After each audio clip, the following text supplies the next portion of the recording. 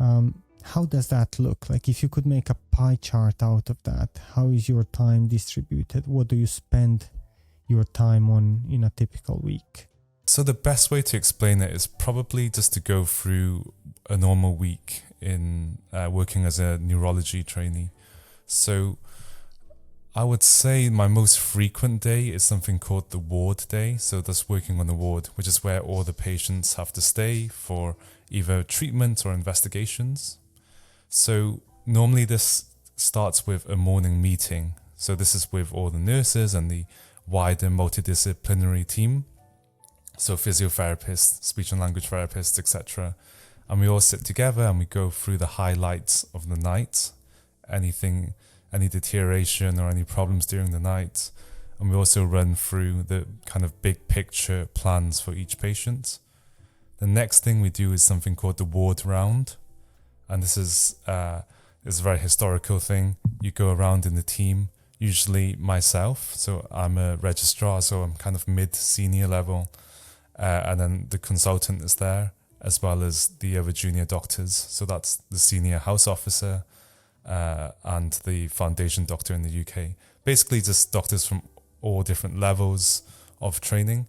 And we go around together as a group and we look through each patient's notes. We run through everything. We revisit the history and examination to see if there's anything we've missed. And each day you basically just get a full review from the team and we push forward the overarching plans. We treat any problems that may arise.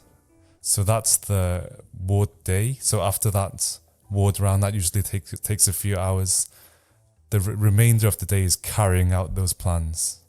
So let's say we've seen a patient, let's say they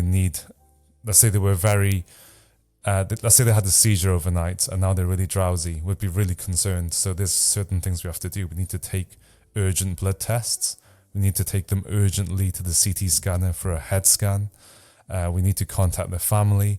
So after the ward round, different individuals from the team may break off to carry out those important tests and phone calls and tasks. Does that make sense? So that's kind of the most frequent ward day.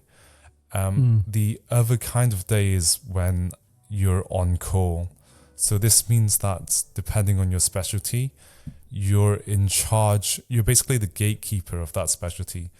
You decide if other patients should be admitted under you, and if anyone has a question for your specialty, they will call you. So this is the kind of day that normally is a 12-hour day, or maybe 24 hours if you're in the US.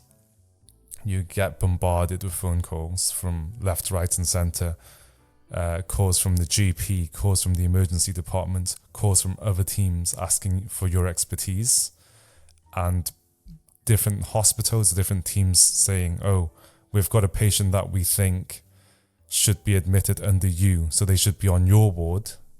So in which case this is a neurology ward. So if someone's having very difficult to treat seizures or something very specialist, like multiple sclerosis, inflammatory demyelinating disease, then they will call you and say, can we move them to your ward? Because they're probably better off being taken care from you and your nurses directly, rather than you providing either advice over the phone or just reviewing them,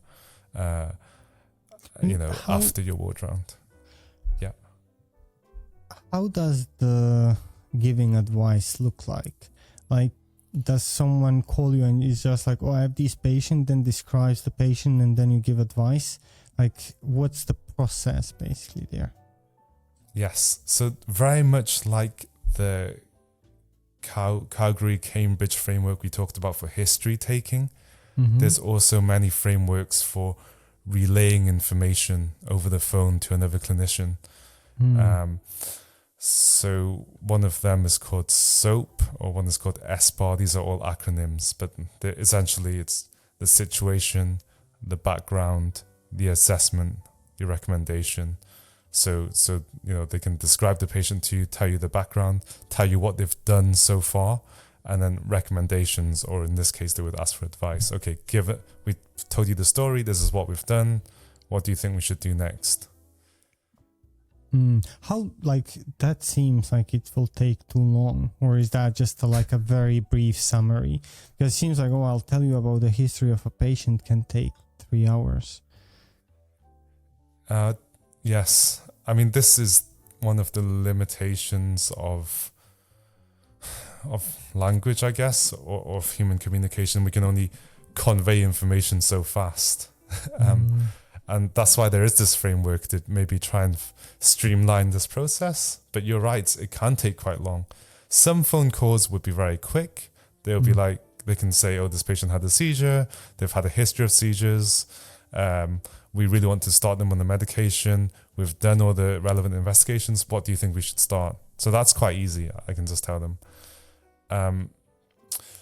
There are more complex ones. And for those, what I do is I try to get the patient number, so I bring them up on my system as well.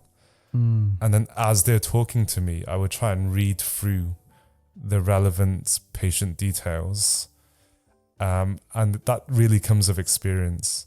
So, depending on what they describe to me, I know where to look. And important things are obviously blood tests and head scans and previous letters from our department. So if they have seen by a previous neurologist, I'd be very interested to see what opinion they had previously. Okay, and like on average, how long does that take? I still cannot place it in my mind. Like, is that still 5 minutes, half an hour, 2 hours? Let's say the on-call shifts last week, let's say over 8 hours, I probably had a phone call on average every 15 minutes. So, low 30 to 40 phone calls during the day. And they could range from maybe 2 minutes to 10, 15 minutes.